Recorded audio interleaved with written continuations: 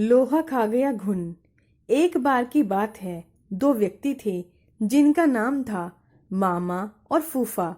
मामा और फूफा दोनों व्यापार करते थे और दोनों व्यापार में सहभागी थे। मामा ने फूफा से कहा कि फूफा, क्यों ना हम कोई ऐसी वस्तु खरीद लें जो जल्दी खराब ना हो और उसकी कीमत भी बढ़ती रहे, फिर हम उसे कुछ वर्षों बाद बेचें जिससे उसके मूलधन से ज्यादा दाम मिले। फूफा ने कहा, ठीक है मामा, तुम्हारी बात तो सही है, पर हम खरीदेंगे क्या? उन्होंने आपस में राय मशवरा किया और लोहा खरीदने का निर्णय किया। दोनों ने बराबर रुपया मिलाकर लोहा खरीदा। फूफा ने मामा से कहा कि लोहा वह कहीं सुरक्षित स्थान पर रख दे। मामा ने लोहा अपने पास एक पुरानी कोठरी में रख लिया। कुछ दिन तो लोहा जस का तस रखा रहा, पर धीरे धीरे मामा के मन में लालच आ गया और मामा फूफा को बिना बताए लोहा बेचने लगा। काफी दिनों बाद फूफा मामा के पास गया और बोला कि मामा, आज लोहे का भाव काफी बढ़ गया है, जल्दी से वह लोहा निकालो, हम इसे बेचकर आते हैं। इस पर मामा बोला, फूफा, लोहा तो अब कबाड़ घर में नहीं है, क्योंकि लोहे को तो घुन खा गए हैं। फूफा समझ गया कि मामा ने उसके साथ धोखा किया है और उसे बिना बताए सारे का सारा लोहा बेच दिया है। फूफा को क्रोध तो बहुत आया, पर वह बिना कुछ कहे वहां से चला गया।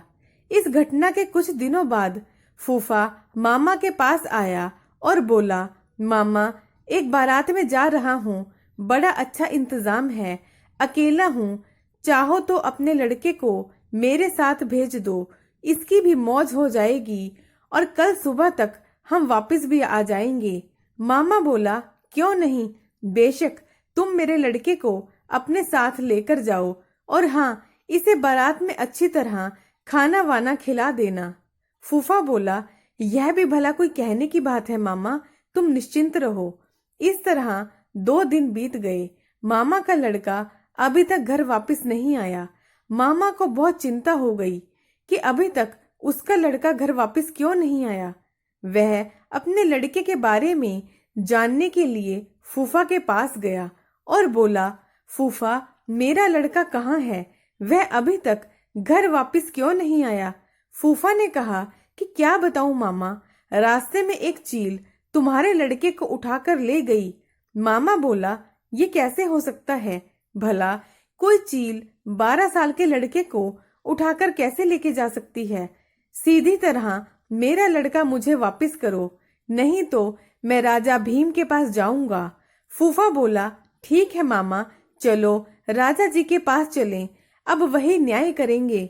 मामला वहां के राजा भीम के सामने पेश हुआ।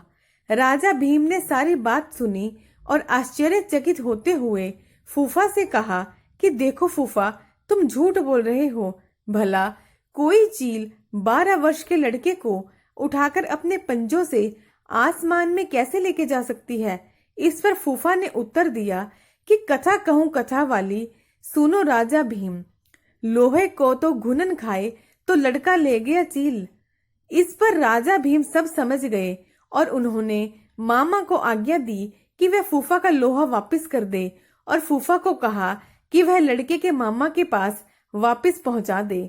दोस्तों, आपको यदि मेरी कहानियां पसंद आती हैं तो प्लीज मेरे चैनल को सब्सक्राइब करना ना भूलें। वीडियो को ज्यादा से ज्यादा लाइक करें, शेयर करें। आपका बहुत बहुत धन्यवाद।